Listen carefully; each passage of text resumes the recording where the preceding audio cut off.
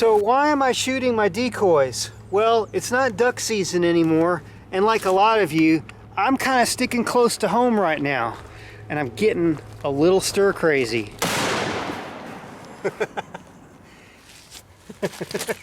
Today we're doing a review on the new Lifetime FlexFloat Mallards, but we're going to take it to the next level and add a Destroy the Decoy challenge. I'm Joel Strickland, and this is Surviving Duck Season.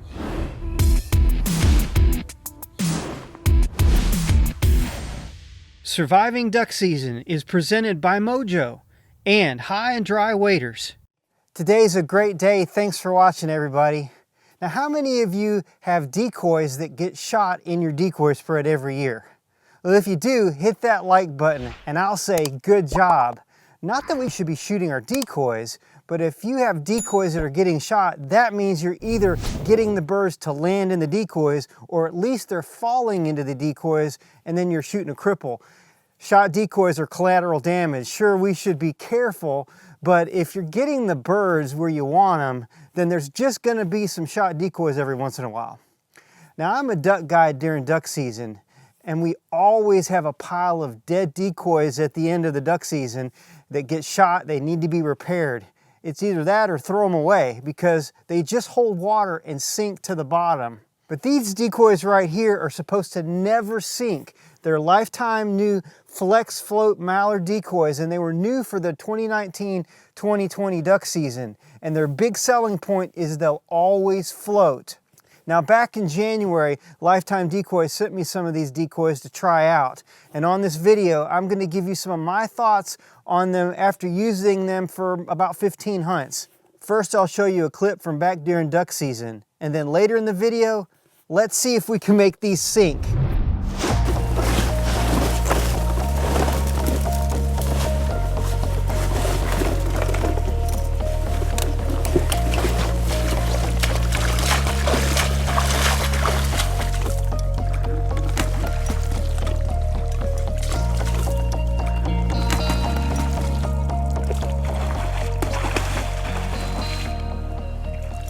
These are Lifetime decoys, and I got them a few weeks ago, so I've used them probably, I don't know, maybe 10 or 12 hunts. And I tell you, I really like them. They are not what I expected. I mean, you know, you see the picture of them, you really don't kind of know what they're going to be like till you get them in your hand, you touch them. They have some weights right here. There's no keel really, like, you know, it's all opened up, and they're super duper light. But the material is, you know, it's a foam material. You can shoot them, and obviously you're not going to sink them, and because there's, you know, it's not a rigid plastic bottom and all that. They're going to fill up with water. And if you look right here, you can see what happens when I bend it. You know, it's a squishy foam decoy. But so the way they work when you get ready to pick them up, you know, if you get a bunch of water in them, they got a hole in the bottom right there where the water, you know, drips out of it. Pretty smart design. And so, you know, several things I like about it, and I'll show you when I start picking them up. But you know, they don't clank together. I mean, you know, you can, you know, they're not, you know, you take two plastic decoys and you bang them together, they're like making all kinds of ruckus. Put them in the bottom of the boat, you're not making a lot of noise. If you're carrying them, you know, into you know, a quiet place, you're not making a lot of noise. But anyway, I'm looking forward to, you know, seeing how they last, see how the paint job lasts on them. I mean, they look fantastic. The paint scheme looks really good on them. I'm going to be interested to see, you know, what happens with the amount of abuse that I put on my gear. Now, the pontoon keel design that I was showing you earlier has got these weights in them right here, and you can either take them out or leave them in, and I'm going to show you right now how we take them out. Pretty easy. You just unscrew this with a Phillips head screwdriver and pop out the little pin and then pull out the weight. Come apart pretty easily. These decoys actually weigh a lot less than I thought they would.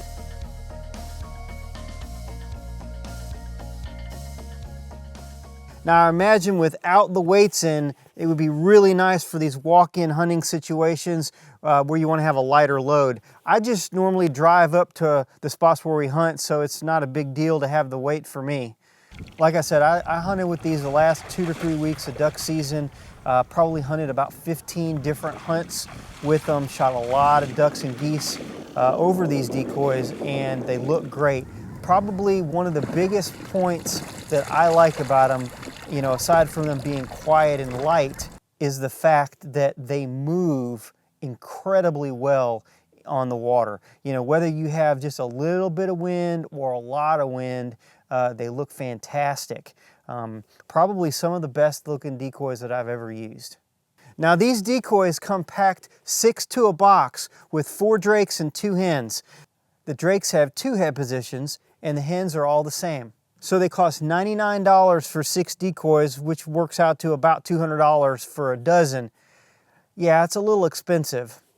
Look, I get it. Sometimes you have a very limited budget and you can only afford inexpensive decoys, so you buy some cheap ones to get by for a season. I'm a quality guy. I like to buy things that last. You can't compare the Lifetime decoys to the bargain brands. Nowadays, decoy companies all have a bargain line which they sell for, I don't know, like 40 bucks. And we always call those disposable decoys because they are cheap and they didn't last very long. The paint comes off, keel breaks, you know what I'm talking about. But most decoy companies also have a higher quality line, a pro line of decoys, and they usually are more durable and have a better look. The paint looks better, and you can usually get at least 2 or 3 seasons out of them, unless you tear them up or shoot a bunch of holes in them. So, you know, you can take your pickup brands, Tangle Free, Dakota, Avian X, you know, the list goes on, and they'll all be anywhere from $70 to $120 for 6 decoys in their pro line.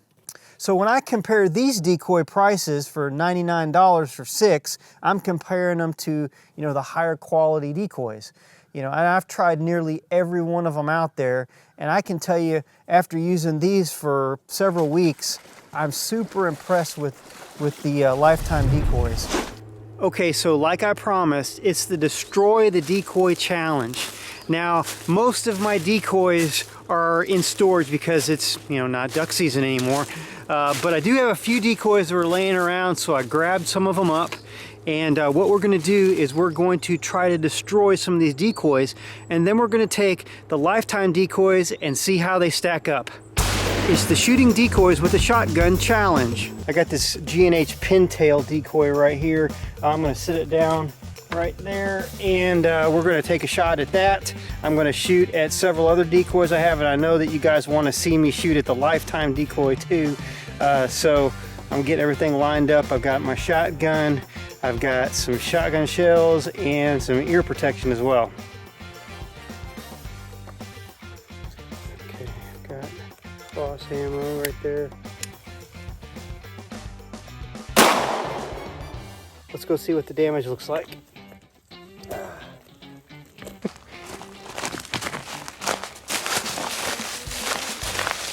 Yeah, that's a pretty good hole. Oh yeah, that's pretty good. Yeah, that one won't never float again.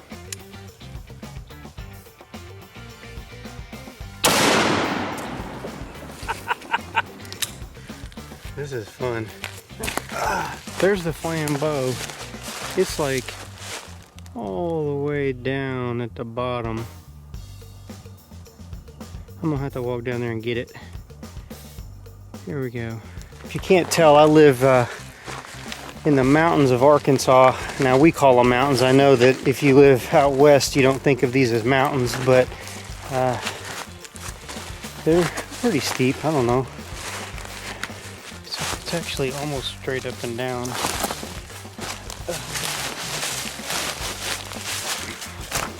Yeah, that's pretty good pattern right there. Okay, so we've got this Lifetime decoy right here. We're going to shoot it, and I'm going to be at about 15 yards. That's about where I've been with most of these.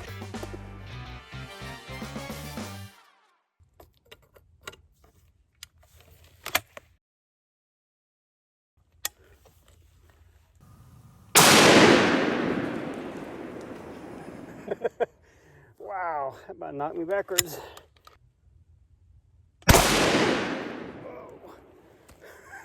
Let's go see what the damage looks like. That one landed about the same distance down the hill that the pintail decoy did. You can see all the holes. You know, the whole thing is covered with holes. You can see there's a stuff dropped out the, I guess that's some of the residue that fell out, some little pieces there. But you know, if you look here on the side, the exit side, you can see where the pellets kind of pushed the rubber out. It's kind of interesting. But I mean, you know, it's still, I mean, it's kind of messed up a little bit as far as the looks go from, you know, 3 feet away. But anyway, it's got, you know, holes and everything, but I mean, still got a usable decoy.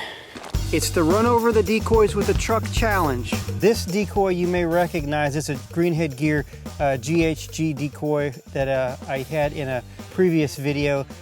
Make your decoys great again. If you haven't seen that video, check it out in the link right there. But anyway, what I'm going to do is I'm going to put this decoy underneath the tire of this truck and drive on it and see what happens to it. And then we're going to do the same thing with a Lifetime decoy.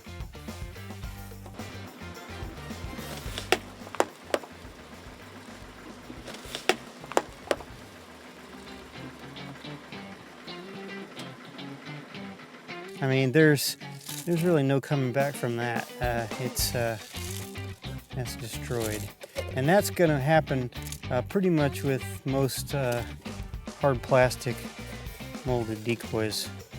So, all right, I have our previously shot Lifetime decoy, and we're going to put that here, and we're going to do the same thing to this decoy. Shove it right there, and we're going to run over it.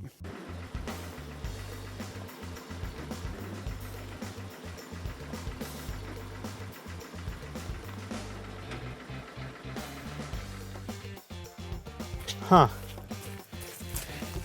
I mean, ain't nothing wrong with that.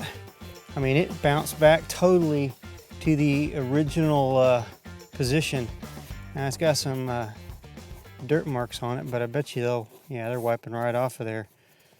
It's the Float the Shot Up Decoys in an Ice Chest Filled with Water Challenge. So I have right here some of the decoys that we shot. This one's riddled with holes and the whole bottom is out. Let's see if it floats. Yeah, it didn't take long for that sucker to go down. See, the flambeau has these nice holes in them.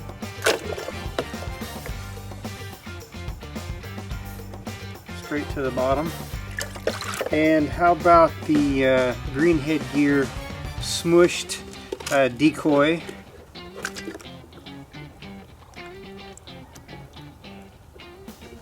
Yeah, not taking long for that one to go down either.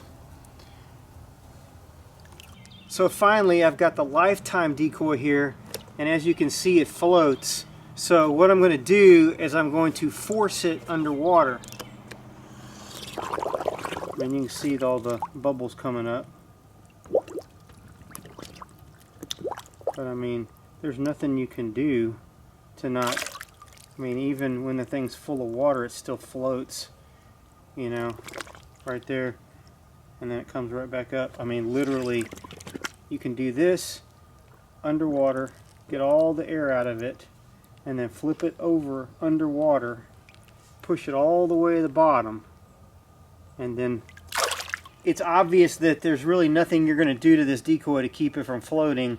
You can probably jab a bunch of holes in it and everything else, cut it in half, it's going to float. And so, you know, bottom line is you take it duck hunting, you even shoot it really, really bad. You know, you pull off these little deals right here and you can rock right along with it, basically looking like a new decoy. You're not going to have to repair it. I feel pretty confident that the decoy is going to live up to its name, Lifetime Decoys. So that's my take on the Lifetime Decoys FlexFloat Mallards. Now if you want some more information, I've left a link in the description section of this video. Now, if you've enjoyed this video, please give me a like and let me know your thoughts in the comments section below. If you want to see some duck hunting videos, check out this one right here. If you're into tips and tactics, I got a great one on decoy movement right here with a jerk rig. Until next time, I'm Joel Strickland. Good hunting and God bless.